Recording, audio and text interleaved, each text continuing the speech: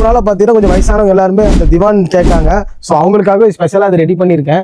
சரிங்களா? இது பார்த்தீங்கன்னா அந்த வயசானவங்க திவானில் வந்து படுக்கிறதுக்காக இதை நான் ரெடி பண்ணியிருக்கேன். ஒரு ஆள் ஃப்ரீயாக. மற்ற இடத்துல பார்த்தீங்கன்னா இது வந்து ரொம்ப ஒடுக்கமாக இருக்கும் ஜி.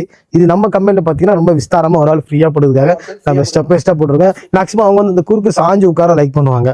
அதுக்கு இது கரெக்டாக இருக்கும். இது கண்டிப்பாக வயசானவங்க யூஸ் ஆகுறதுனால இது பார்த்தீங்கன்னா வெளியே வந்து 8,000 ரூபா 10,000 ரூபாலாம் போட்டு வித்துட்டு இருக்காங்க.